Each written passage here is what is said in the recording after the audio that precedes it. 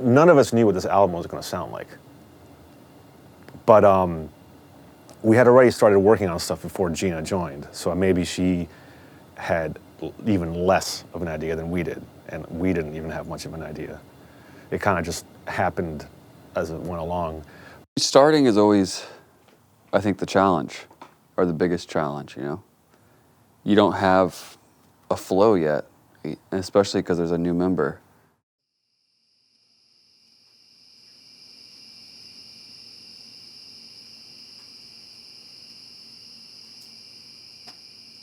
We apply our concept of philosophy to each successive record in a way it's also kind of difficult to define, other than to say, to me, Purple was focused, it was direct, and it was very, very much about trying to find a group of songs and write them in a more or less traditional way.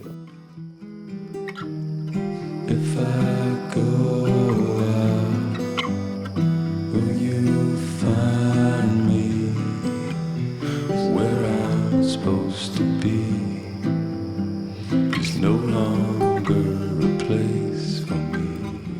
And we did that as a response to Yellow and Green having been, you know, kind of all over the place. We'll just write a bunch of different songs in a bunch of different ways, see what works. And so to begin Gold and Gray and to have written a focused, direct record, you know, one of the things we threw out the window first was the idea of needing to be concise and needing to be focused. There wasn't like a conference room sit down, you know what I mean? But it's just, we just chat about it. People sort of throw ideas out and you see how people react about the direction it's going to take. And I think, you know, one thing that we kept on talking about was like, oh, we're going to make this our Wish You Were Here. That was something that we, you know, sort of like maybe in a slight jest always talked about. But I kind of think we didn't make our Wish You Were Here. I kind of think we made our The Wall. Because it has a very, very, very intense emotional vibe, I think. But anyway, we can get to that later. There's blood upon my hands, bruises on my knees, don't belong to me. We ended up with like a really good workflow with everyone involved, you know? Communication was great. And, I mean, making something with 3 other people is just really hard, especially collaboratively. Even if you're all on the same page, it's just like everybody has opinions. I'm sure it's much easier in bands where it's just like 100% one dude writing something and just showing you what you're gonna play. But nobody during this process, like out of the 4 of us, nobody was really like, I'm putting my foot down on this. Like everybody was really like, no, I want to see what, you know, you're going down this rabbit hole. I want to see where you take this. Like I feel like everybody was giving each other that respect.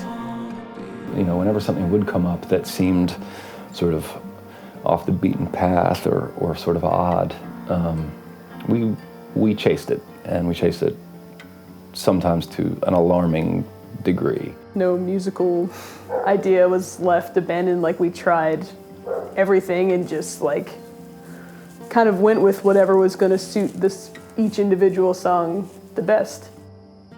I was trying to get myself out of the comfortable Baroness writing zone. I didn't know if Gina had one. I was just trying to, hold us to a different kind of qualitative measuring stick with the stuff that we were doing.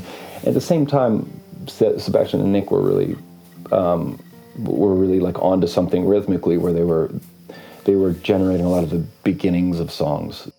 The way most of the songs start is John says to me, send me some files. And I'll go to my rehearsal space and I'll record 10 different grooves of things that may be inspired by things that I enjoy listening to, or sometimes it'll be maybe like a small math game involved in the beat that's hidden in there that isn't immediately obvious. Whatever. I'll record 10 different ideas, make a nice little mix, send them to him, and then he'll maybe choose 6 out of those 10 and start writing riffs to that. And then we'll start building on that. So he's, trusting me to start the bedrock of the song. And I think that's awesome. He's, it's not like, hey, I need this. He's like, send me some cool shit.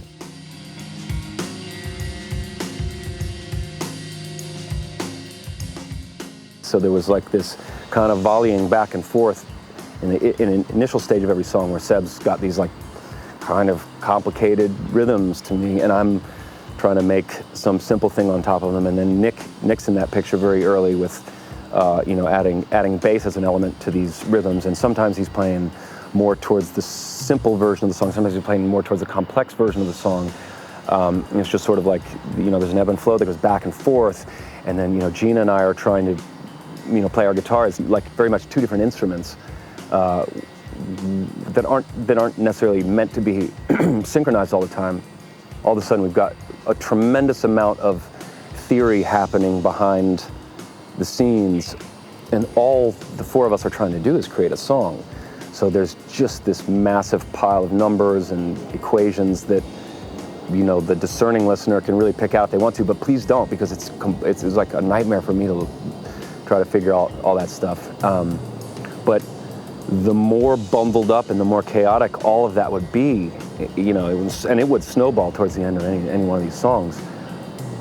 The goal is to come out with something that you feel, there's something that that your heart responds to, that your head can respond to, but more or less like your guts have to be into it.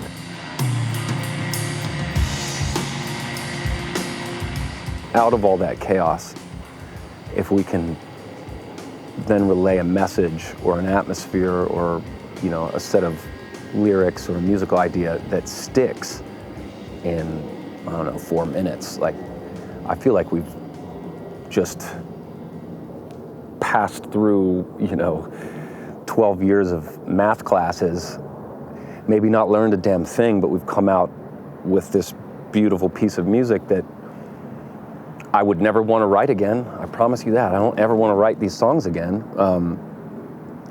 And that's usually what I end up saying about the songs that I really enjoy playing. Is there's a real labor at work in terms of putting them together.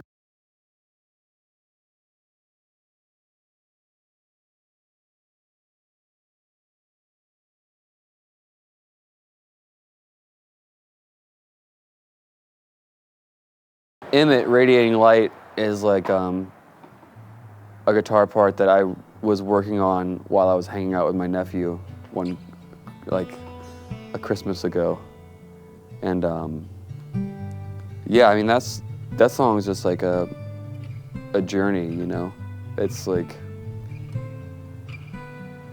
and it has moments where like, that's another great example of John having this new vocal identity that it just really, really works for me, He sounds super compelling on that one, Yeah, that one really goes to different places.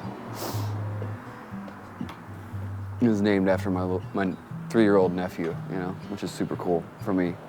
It was a song Nick wrote, and then a little mini song that I wrote, and I just laid the 2 over top of one another because they didn't seem like they were going to fit too well, but they did. And that was the second time I played piano on a song, and that's the first song on any Baroness record that has got a lot of guitar in it, and I don't play a single string.